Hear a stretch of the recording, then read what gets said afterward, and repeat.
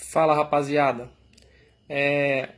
Nessa videoaula de hoje a gente vai continuar falando sobre os sistemas fotovoltaicos, mas hoje a gente vai ver uma aplicação bastante especial e moderna sobre a utilização de sistemas fotovoltaicos, que é exatamente a utilização de um sistema fotovoltaico para fazer o bombeamento de um fluido, que pode ser água, por exemplo, né? Então, imagina a utilidade disso, por exemplo, em comunidades isoladas, né? Em que as pessoas têm que andar longas distâncias, às vezes, para encontrar um poço, ou às vezes um manancial que tenha uma determinada quantidade de água e trazer essa água em baldes na cabeça ou nas mãos, percorrendo de novo longas distâncias, né? É um negócio meio complicado. E outra utilização disso é, por exemplo, no agronegócio, né? Em que você tem várias culturas para fazer a irrigação e que você não quer dispor, por exemplo, de um grupo motor-gerador a diesel, né? Que tem um alto custo de operação e de manutenção também.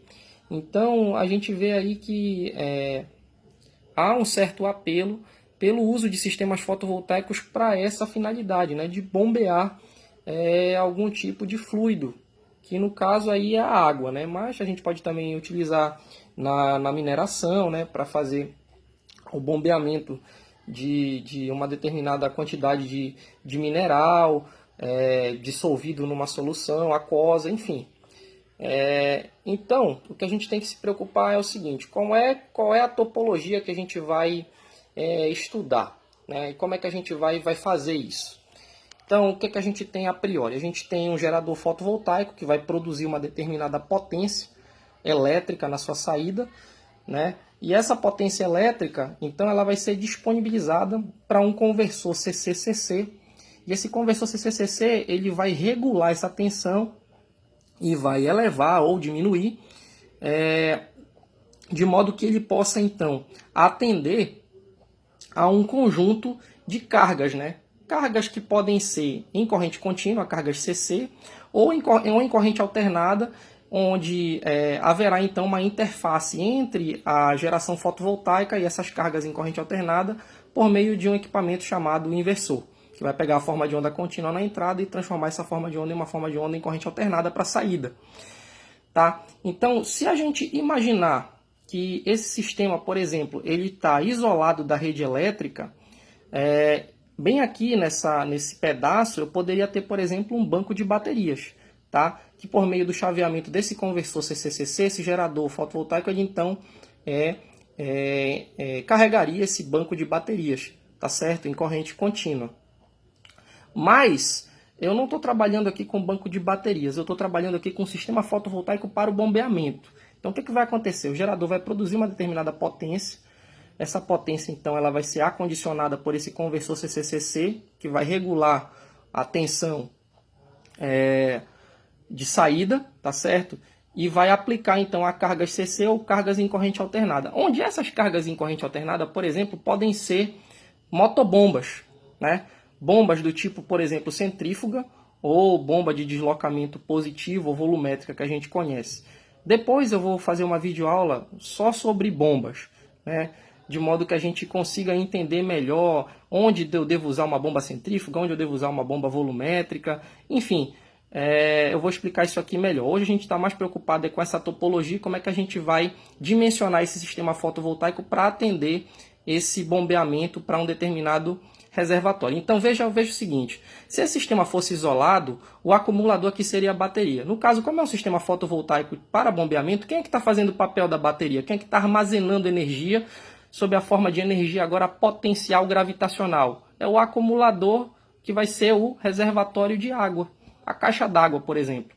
Então o gerador fotovoltaico ele vai produzir potência. Essa potência ela vai ser uma potência CC, que vai ser acondicionada pelo conversor CCCC, vai atender cargas em corrente contínua, que podem ser inclusive bombas de corrente contínua que existem, tá? Motobomba porque tem um motor elétrico. Esse motor que aciona a bomba, ele pode ser um motor de corrente contínua, tá certo? Ou pode ser um motor de corrente alternada, que é o mais comum. E esse motor de corrente alternada, então, ele vai ser acionado por esse inversor, tá certo? E A partir do momento que ele começar a produzir potência mecânica no eixo dele, ele vai então acionar a bomba, e essa bomba ela vai impelir uma determinada quantidade de água para um reservatório de água que vai armazenar essa energia. Essa energia ela vai estar disponível lá, né, sob a forma de energia potencial gravitacional, e quando as pessoas necessitarem de água, elas vão naquele reservatório e vai atender toda aquela comunidade a partir de uma geração solar. Interessante, né? Então, vamos imaginar o seguinte, vamos imaginar que a gente tenha um determinado reservatório, tá? E esse reservatório ele vai receber uma determinada quantidade de água. Então eu tenho aqui um poço, que eu cavei, aqui eu tenho o nível do solo, e eu cavei um poço, tá? Tá aqui o poço, certo? Esse poço, logicamente, com a medida que eu for cavando ele, eu vou atingir um lençol freático, e esse lençol freático tem uma determinada quantidade de água lá nele, tá? Então tem algumas cotas aqui, algumas alturas que eu acho interessante que a gente venha discutir. A primeira delas é a altura estática, que é essa altura bem aqui, que ela é definida como a altura entre a boca do poço, né, e o nível do solo. Aqui, mais ou menos onde a gente está, o nível do solo, tá? Então essa é a altura que a gente define como altura estática. Tá aqui o nível do solo, e bem aqui a gente tem a altura do poço. Isso aqui que eu achurei é terra, tá bom? É terra.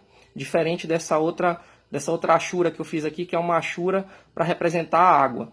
Então aqui a gente já tem água, tá? Água. E essa água, ela vai ter uma determinada pressão e uma determinada vazão, que é representada pela letra Q, tá? E a altura entre a boca aqui do poço, onde eu vou colocar a motobomba, digamos que a motobomba esteja bem aqui, tá certo? Essa altura da boca do poço até o nível do solo, a gente define então como altura dinâmica. Então a altura estática é a altura entre o nível do solo e uma determinada cota acima da boca do poço, e a altura dinâmica é a altura da boca do poço, onde eu vou colocar a bomba, por exemplo, até o nível do solo. Então a altura estática e a altura dinâmica. Do nível do solo até a altura máxima do reservatório, a gente chama de HR, que é a altura do reservatório, que é onde vai ficar o fluido, que no caso é a água. Tá bom? A altura vertical ela é definida como a soma entre a altura dinâmica e a altura do reservatório. Tá? Só que veja o seguinte, quando eu começar a impelir água daqui, da boca do meu poço, né, com a motobomba até o reservatório, vão existir tubos que vão levar essa água até o reservatório. E tem curvas, tem joelhos nessa tubulação, tem atrito, tá certo? Tem perdas. E essas perdas, elas são proporcionais à vazão, que a gente chama de perda de carga. Então, quanto maior for a vazão do meu sistema, maior vai ser a perda de carga. E ainda há perda de carga em pontos singulares, que são exatamente, essas singularidades são exatamente os joelhos, as curvas que a gente tem na tubulação, que vão fazer com que o fluido perca quantidade de movimento até chegar no seu destino final, que é o reservatório. Tá? Então, a altura vertical é tida como a soma da altura dinâmica mais a altura do reservatório. Tá? E esse HFzinho aqui que a gente tem é exatamente essa perda de carga que está sendo computada aqui no final. E a altura total é exatamente a soma desta altura aqui, tá certo? Com a perda de carga, tá? Então, dito isso, o que a gente precisa relembrar? Vou fazer aqui uma dedução categórica para que vocês consigam ter uma expressão que permita calcular a potência disponibilizada por uma motobomba. Ah, Marcelo, mas eu não consigo gravar a expressão da potência da motobomba. Então eu vou te dar aqui um passo a passo, que esse passo a passo aqui é a forma mais simples, mais elementar de tu obter a potência de uma bomba. Não precisa tu ser engenheiro, não precisa tu ser um especialista da área para tu chegar nesse modelo matemático que vai te garantir que potência tu precisas para atender uma determinada altura manométrica, uma determinada vazão, uma determinada pressão para um sistema que tu queiras atender como a motobomba. Então vamos lá. A pressão ela é definida lá na física clássica como a razão entre a força por unidade de área que está sendo aplicada essa força. Tá? A vazão volumétrica ela é a razão entre o volume que passa numa determinada seção transversal por unidade de tempo. E o trabalho, representado por essa letra W aqui, ela é o produto entre a força aplicada, o deslocamento, que no caso aqui vai ser o deslocamento de quem? Da massa de água, do fluido, vezes o cosseno entre a força aplicada e o deslocamento sofrido pelo corpo que tu estás aplicando a força, que no caso aqui é a massa de água. Como a força ela é paralela à direção do deslocamento do fluido, por quê? Porque é uma tensão de cisalhamento que vai impelir a água para um determinado lugar, então o cosseno aqui vai ser o cosseno de 0 grau, que vale quanto? 1. Tá, guarda essa informação aí. Então a potência, eu também sei lá da física clássica que a potência é a taxa de variação da energia, ou o trabalho, certo? Por unidade de tempo. Mas eu sei que o trabalho é força de deslocamento vezes o cosseno de quem? O cosseno de 0 grau, que vale quanto? Vale 1, dividido por quem? Pelo ΔT, pelo tempo. Tá? Então, eu posso reescrever a potência como sendo a força, eu sei que é o produto da pressão pela área. Então, vai ficar pressão vezes área vezes o deslocamento, que permanece aqui, dividido por quem? Pelo ΔT. Mas olha só, a área da base vezes a altura de um determinado sólido é o quê? É volume, né? Então, área vezes deslocamento tem unidade de volume. Então, vai ficar potência é igual a pressão vezes volume dividido por quem? Pelo tempo. Só que eu sei que volume dividido por tempo é quem? É vazão. Então, meu amigo, acabou. A potência, ela é quem? Ela é proporcional ao produto da pressão pela vazão. Só que veja bem o seguinte, a pressão, ela é proporcional, também lá da física clássica, ao peso específico. Marcel, quem é peso específico? Peso específico é a força-peso que está sendo aplicada sobre um determinado volume de fluido, certo? Então, o peso específico é quem? É peso por volume. Vezes quem? Vezes a altura manométrica. Então, eu posso substituir esta pressão bem aqui dentro. Então, vai ficar que a potência ela é igual a quem? A peso específico, que no caso é da água, isso é tabelado, vezes a vazão que eu vou ter da água, tá? Uma determinada vazão que eu quero atender com aquela motobomba, vezes a altura manométrica, sei lá, 10 metros, 20 metros que eu quero de altura manométrica, dividido por quem? Esse fator aqui, representado por essa letra grega eta, representa o rendimento, a eficiência da motobomba. Veja, a motobomba, como todo e qualquer equipamento elétrico, não tem eficiência de 100%, certo? Não tem eficiência unitária. Isso pode ser considerado num exercício, por exemplo, mas para fins práticos, isso aí está totalmente fora de contexto. A eficiência das motobombas, normalmente, ela é muito baixa, né? Sei lá, 65%, 55%, estou sendo bastante otimista. Geralmente é inferior a isso. Então, eu vou pegar o produto entre peso específico, vazão, altura manométrica, dividir pela eficiência da motobomba, isso vai me dar potência.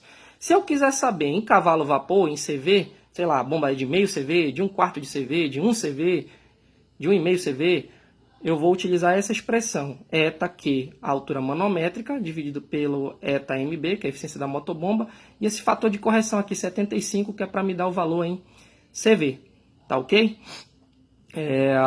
Isso aqui sai em watt, aqui sai em CV, ou ainda, se eu quiser o valor em kilowatt da bomba, vai ser que a potência é 9,8 vezes a vazão vezes a altura manométrica dividido pela eficiência da motobomba. Tá. Aí tu me perguntas, Marcel, e o que é essa bendita dessa altura manométrica? A altura manométrica, ela representa a altura de descarga da bomba menos a altura de sucção. Vamos olhar para cá de novo. O que é a altura de descarga da bomba? A altura de descarga da bomba é a altura do ponto onde a bomba está instalada até a descarga onde? No reservatório. E a altura de sucção é exatamente onde a bomba está instalada, da onde ela vai sugar o fluido. Então, se ela estiver bem aqui, a altura de sucção é essa altura bem aqui, ó. Tá? E a altura de descarga vai ser todo esse resto. Então, vamos imaginar a seguinte situação. Eu quero saber a altura manométrica de uma bomba que está instalada bem aqui. Tá? Aí eu te digo o seguinte, que a altura de sucção, que a altura de descarga dela é 10 bar, tá? E que a altura de sucção é 10 bar também. Qual foi o trabalho que essa bomba realizou? 0. Né? Por quê? Porque a altura é 0. Então, eu só vou ter energia fornecida pela bomba no momento em que a altura de descarga for maior do que a altura de sucção. Tá certo, pessoal? Então, a altura manométrica ela é definida aqui pela altura vertical mais a perda de carga na tubulação que eu vou ter. Isso aí é calculado por uma outra equação que eu vou dar num outro vídeo. Aí, quando eu for explicar sobre bombas e fenômenos de transporte, eu vou explicar melhor isso. Mas isso aqui é dado em metros. E a perda de carga em pontos singulares, que são aquelas curvas, né, da tubulação. Isso aqui também é dado em metros, de modo que toda essa equação aqui, o resultado vai dar em metros a altura manométrica. Ou ainda, a altura manométrica total, ela é quem? Ela é a altura de sucção, que é esse ponto bem aqui, tá? Essa distância bem aqui, mais a altura de recalque, que é de onde eu vou instalar a bomba para onde eu vou recalcar a água, tá certo? Mais quem? PC, que representa a perda de carga. Tá, aí tu me pergunta, Marcelo, eu aprendi tudo isso com que finalidade? Bom, veja, se eu tenho potência, tá? Que é a potência da motobomba, eu estou em busca de quem? Da potência do gerador fotovoltaico que vai atender esse sistema de bombeamento, né? Como eu já tenho a potência da motobomba, então basta que eu calcule a energia hidráulica diária em watt-hora dia e a carga que eu vou atender, tá certo? Para aquela motobomba, para que então eu dimensione a potência do meu gerador fotovoltaico. É o que eu vou fazer aqui do lado. Pronto, facinho, ó. A energia eu sei que é o produto da potência por intervalo de tempo, né? Então, se eu substituir essa expressão de E por ΔT lá na equação da potência, na equação anterior, eu vou chegar à seguinte conclusão, que a energia hidráulica diária em watt-hora por dia, ela vai ser quem? A aceleração da gravidade, 9,8 metros por segundo ao quadrado, vezes a altura manométrica, que eu já sei calcular, vezes a densidade da água, que é 1.000 kg por metro cúbico, vezes a vazão diária, que isso aí sou eu que vou estipular, sei lá, eu quero 10 metros cúbicos por dia, tá? Dividido por quem? Por 3.600, tá? Isso aqui é um fator de correção para que a equação, no final, ela saia com unidade de watt-hora por dia, tá? E a carga que eu vou atender? É a carga exatamente de quem? Da energia hidráulica diária necessária, tá certo? Dividido por quem? Pela eficiência da motobomba, que eu já falei para vocês que é um valor geralmente entre 0,55 e 0,65, é um valor baixo, tá? Mesmo que as eficiências das bombas tenham aumentado nos últimos anos, mas ainda é um valor baixo. Tá. De posse desse valor de carga corrigida que eu vou atender, então fica fácil de mencionar a potência do meu gerador fotovoltaico em watt-pico. Eu uso essa equação aqui, que é 1,25 vezes essa carga aqui que eu calculei em watt-hora, dividido pelas horas de sol pleno na inclinação beta do plano do gerador. O que isso significa? Veja bem,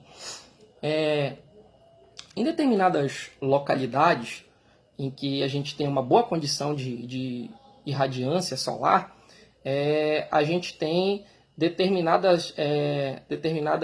irradiância, né? O sol pleno ele é definido como a irradiância no plano do gerador dividido pela irradiância de referência. Por exemplo, se bate 800 watts por metro quadrado no plano do gerador, então o sol pleno desse gerador é quem? É 800 dividido por 1000, que é a irradiância de referência nas STC. Então vai ser 8, esse sol pleno, tá ok? Já as horas de sol pleno significa exatamente o sol pleno distribuído naquela quantidade de horas que eu estou analisando. Se for um dia, são 24 horas. Então, normalmente esse valor aqui é um valor que é 4 kWh por metro quadrado dia, ou 5 kWh por metro quadrado dia. Digamos que seja 5 aqui. Então, vou pegar 1,25 vezes o L, tá? Dividido pelo HSP de beta, tá? Que vai ser esse número que eu vou ter com base na distribuição, né, de irradiância no plano do meu gerador para aquela inclinação que eu projetei.